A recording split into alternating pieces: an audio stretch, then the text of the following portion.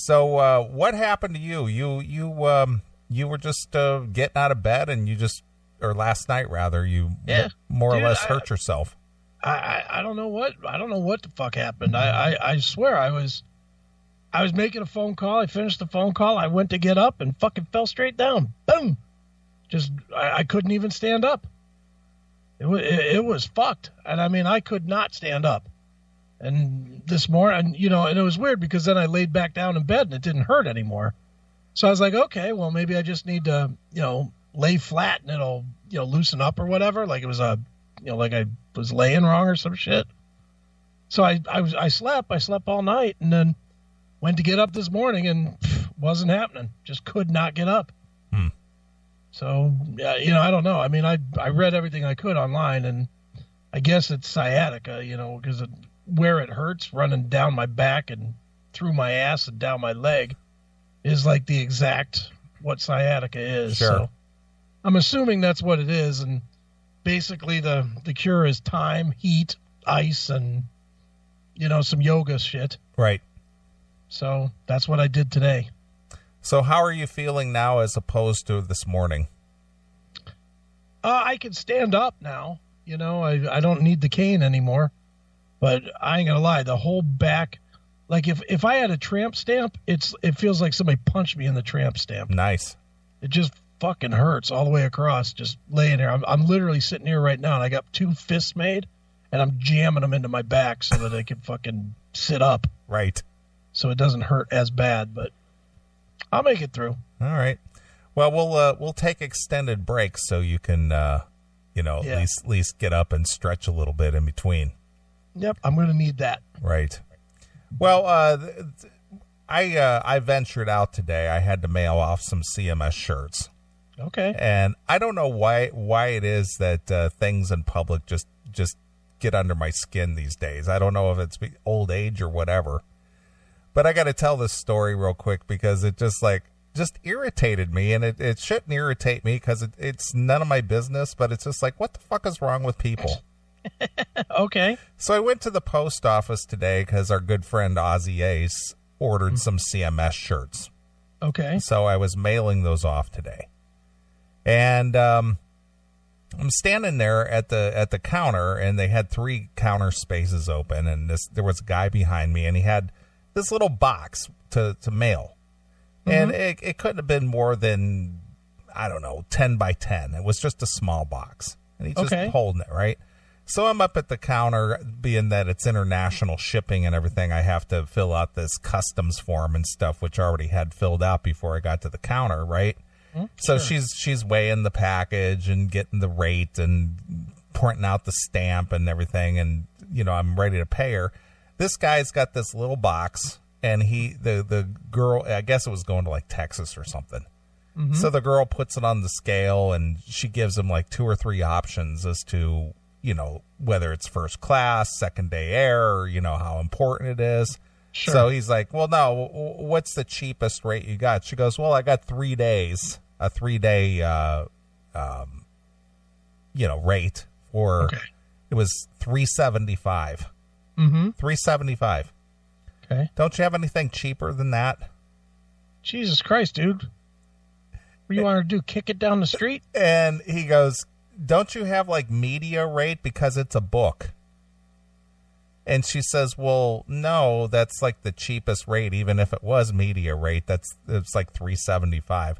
Well, don't you have a bulk rate? It's like, listen, cocksucker, just fork over the $4 and shut up. Well, the thing is he had his money out, and he had a money clip, and there were like 20s and, 5s and 20s and stuff. And he's squabbling over $3.75 to mail this book. Look, there's a reason that guy has money in that money clip, because he's a cheap motherfucker. Yeah. And so he's like, and she goes, well, we do have a bulk rate, but that would only apply if you were mailing 40 of these. She goes, that's what bulk means. It means it's in bulk. Yeah. It's not because it's a bulky package. That's a bulky book. And so he goes, well, don't you have like a library rate or something like that?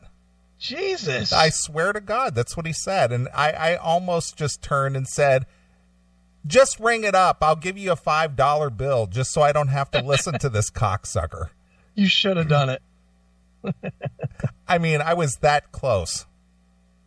Just that close. Why didn't you do it? I did. It was just like, it just irritating. It's like, what the fuck, dude? It's $3.75 and you're sitting there bitching about it. How much cheaper can you get somebody to mail a package for you going 800 miles away? Yeah. You should have just crumbled up a $5 bill, thrown it in his face, and go, "Here, motherfucker, now it's free. Is that cheap enough? You fucking cocksucker. Mail your fucking book." That's how I felt inside, believe me.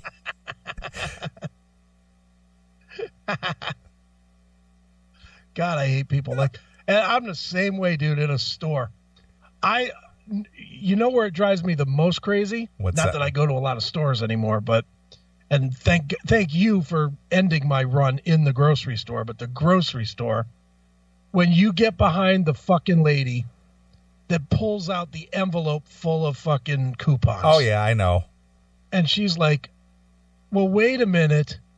These apples are 49 cents, but I got a 3-cent off coupon and you didn't ring it up." And then they're like pulling the fucking strip out to look to see it. It's like, you cunt. Here's 18 cents. Just give it to her. Right. It's like, move along, please. The ones that bother me are the ones who still use a checkbook. Oh, yeah. They have to write out a check. It's like, are you kidding me? Yeah. You're writing out a check. Yeah, and then they're writing it into their little Register. Accountability thing. Yeah, their register. Their register, yeah. Okay, that's Giant Eagle. Oh, I spelled it wrong. GLE, not EL. $14. And then they go, how much was that again? Yeah. And they got New balance of $362.48. It's like, fuck you. Well, over here, the store that I go to, the grocery store, they tried the self-checkout lanes. Okay. So they had like 5 self-checkout lanes, and Sure. They've taken them all out. Because the people are too stupid to work them, or what? No, well, I had to ask the question, right? So when I went in there, all the self-checkouts were gone. Okay. And they had, manned checkouts. And so there's this guy, he's been working there forever, as long as I've been going in there. Sure. And I said, what happened to the self-checkout lanes? And he said, the theft was just out of control. Oh, the theft. People were ringing up like $8 out of like $200 worth of groceries. Well, they weren't ringing everything up, or they were setting something aside, or they weren't, whatever it was. But they said the theft was really out of control, so they had to do away with the self-checkout lanes.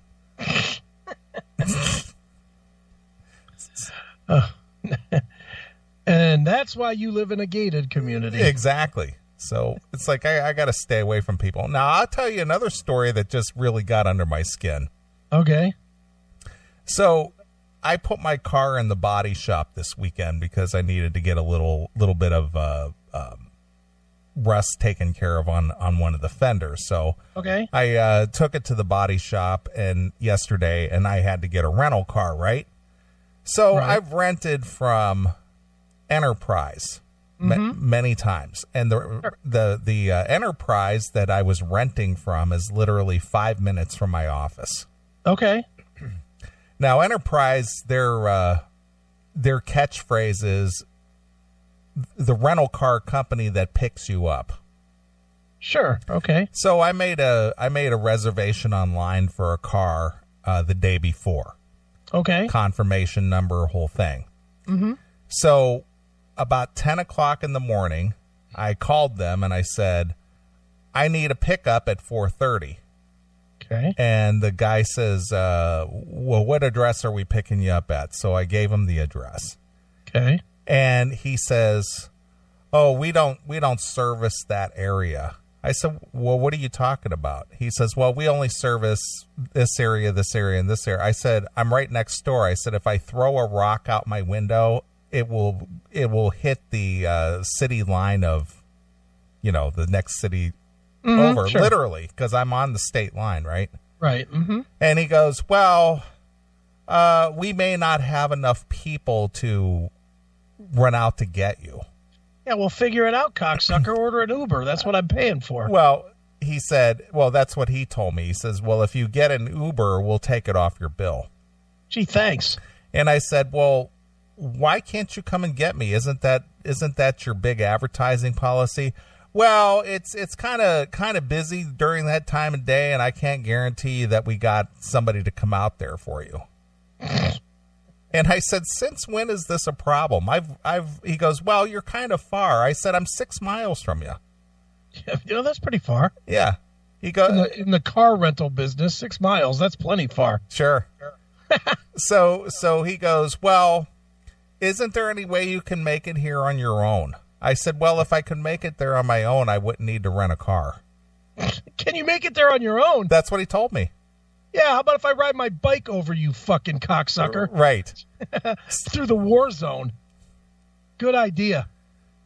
So I said, well, I'll see if I can get a coworker to get me over. He goes, well, we'll try to get over there, but I can't guarantee anything. So 3:30 rolls around, and I told him I needed a pickup at 4:30. Okay. He calls me at 3:30. He says, are you ready for your pickup? And I said, I called for 4:30. Well, we have a car ready now. And I said, well, I would have to leave work early to go now. He goes, well, I can't guarantee you we'll have a car at 4:30. Oh, my God. I said, what are you talking about? I have a reservation. I said, what's the difference if you have a car at 3:30 or you hold it an hour? Well, somebody might come in and might need it. Yeah, that's what this fucking reservation number's for, you fucking jagoff. I was just like, am I talking to Enterprise here or Joe's rental car?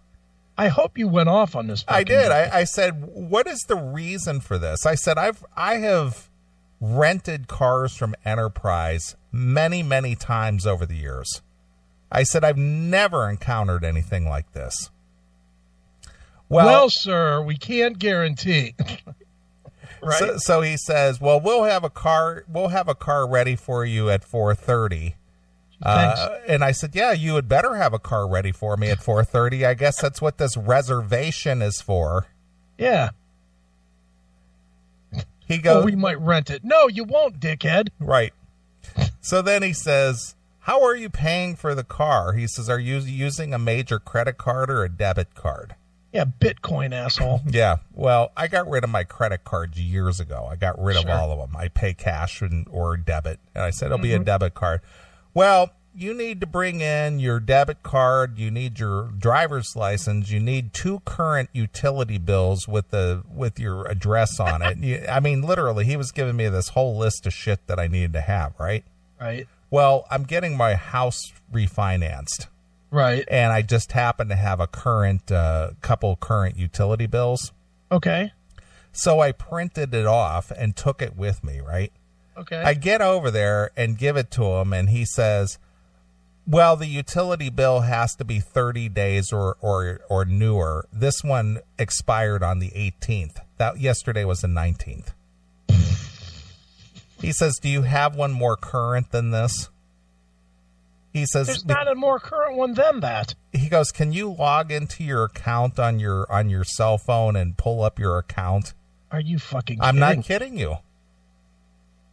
Can you get into your account and log into your account and get a current bill and then email it over to this address? I said, are you shitting me? He goes, well, corporate is really, really strict about having current utility bills, and this one is a day older than 30 days. Yeah, I'm sure every Friday corporate sits down and checks out the utility bills that were used. I'm sure they have that meeting every fucking Friday. Hey, who rented this guy on 32 days a car? Yeah. Someone's going to pay for that, pal. Right. Shut up. So, oh my God. So I had to get into my account, get a PDF off my phone, and email it over to this address so he could have it. And then on top of that, I had to fill out this whole form. Right. And it was just ridiculous. It's just like, holy shit. And then I don't know if they did it to you, but I had that problem too, because I don't use credit cards either. Same story. I got rid of them a long time ago. But they made me, with the debit card, put like a $500 deposit or some shit. Well, they take a $250 deposit from me. Is that what it is? It's $250. Yep. Yeah, they were like, well, we have to charge your card. What I think back then, this was like 2 years ago, it was like $500. Uh-huh. I was like, $500. I'm renting it for fucking $16 a day. Well, that's just the policy, sir. Yeah, Enterprise kind of does suck a bag of dicks. Well, I've never had any issues with them. Until now. And now you're a Hertz man. Yeah, I guess. But, the funny thing is that a guy that I used to rent from Enterprise locally here, he's become the regional manager. And I said, who's your regional manager? And I threw this guy's name out there, and he goes, yeah. I said, well, he happens to be a very good friend of mine. I said, I'm going to be making a phone call. And he was like, well, that's your prerogative, sir. No, he didn't say that. He goes, yeah, I love that guy. He's a good guy, And he goes, well, here's your keys, sir. Yeah, well, I'm going to tell him you said he's a cunt and his wife's a bitch. Right. What do you think of that, pal? Exactly. So anyway, that's what I dealt with. It's like, once again, another reason why I don't deal with the public. Too fun. And there's no way to not deal with those guys. Yeah, it's unfortunate, but that's what I deal with. And I know maybe for most people out there, that's not a big deal. And it's like, yeah, I deal with that all the time. It's just like, I get to the point to where it's just like, I don't want to deal with that. And the worst part, too, you know what I hate most when you go to Enterprise? That fucking pretend inspection that they do. Oh, yeah, they walk around and look for nicks and scratches and dings and dents. But then don't mark any of them. Now, you walk around, the car looks like it's been through a fucking golf course. They're like, okay, sir, ready to go. And you bring it back, and they charge you fucking an extra $1,300. Well, look at all these scratches. Like, yeah, that's what I did. I scratched up the car. Right. Driving to Pittsburgh and back, you fucking jizz bucket. Nice. Very good. Well, tonight I've invited Eric Braverman to check in with us because this week, if you weren't aware of it, the lead singer of Soundgarden and Audio Slave, Chris Cornell, offed himself in a hotel room in Detroit. It's tragic. And, well, I didn't say that, but apparently Eric Braverman has had some contact with Chris Cornell. And since he passed? No, not since he's passed. But during probably his most, at the height of his career, I shouldn't say at the height, at the very beginning of the height of his career. Okay.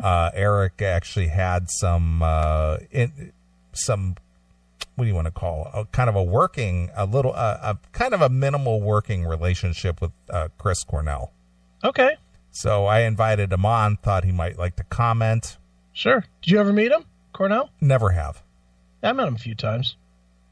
Never got the sense he was going to kill himself. Yeah, well, I mean, hey, someday this guy's going to kill himself. The last time I saw him was in 2004, and I didn't think for a minute, man, this guy's about ready to kill himself. Right. Did not think that. Sure. Well, I saw Michael Hutchence a month before he offed himself, and I didn't think, hey, this guy's unstable. He's going to be dead before you know it. I think I saw him near the end of September at Nautica Stage with In Excess, and he was dead by end of October, the first week of November, or something like that. All I know is this Cornell thing. It does sound weird. I mean, yeah, clearly he offed himself, but he was like, just the math doesn't make sense. A show ends at 11 o'clock. By the time this guy could get into a car and get over to the hotel, say, if he left straight from the stage, would be what, like 11:30, realistically? 11:30, midnight. And they found him at 12 o'clock already choked out and dead. I mean, I guess technically there's enough time, but my God. Mm-hmm. Motherfucker must have been ready. Yeah. Well, apparently, at least the conspiracy theories that I read that, how did they end the show with, In My Time of Dying. In My Time of Dying. And then he made some kind of a weird post on his Facebook or something. Yeah. And then call it a day. I'm out. Some people just know when it's time to check out. Yeah. Tell you what, if he was trying to rent a car from Enterprise and just said, fuck this. Well, I mean, he was in Detroit of all places. So, if I was there, I'd probably feel like killing myself too. Yeah. Maybe he just had a nice glass of Detroit water and said, I gotta go. You never know. But, apparently, Eric Braverman has had some kind of, contact with him back in the early 90s when Soundgarden was on the rise. Okay, on the Bad Motor Finger tour or whatever. Yeah, it was right about that time, and so I asked him. I said, "Hey, you wanna come on and talk about it?" Sure. And he was just like, "Yeah, I'd be glad to. Just catch everybody up with that." Shit, yeah. I know the greatest show I ever saw in my life had Soundgarden on it. It was the Day on the Green '91. It was Metallica, Queensryche, Soundgarden, Faith No More. It's fucking amazing. Sure. I know you probably hate Soundgarden. I don't hate them. I don't own anything that they have, and I didn't dislike them. But I can only tell you that the only thing that I know from Soundgarden is just what I heard on the radio. Spoon Man and Black just the hits. Shit. Yeah, just the hits. I never really got into them. It's ironic that he had a song called Pretty Noose and Like Suicide. Talk about predicting the future. Holy fuck. Yep, you never know. Yeah, you really don't. All right. Well, anyway, Eric Braverman had an influence with a band called Flotsam and Jetsam. Yes, he did. And he wrote some lyrics and so forth for some of their earlier releases. Okay. So I'm going to play some Flotsam and Jetsam, and we'll bring Eric Braverman on and see what's going on with him. Sounds good. All right. Well, this song comes from the Flotsam and Jetsam Quattro release. Yeah. And this one is called The Message. Good tune. Exclusively here on your classic metal show. Hey, this is Mike Gilbert from Flotsam and Jetsam, and you're listening to the Classic Metal Show with Chris and Neeley.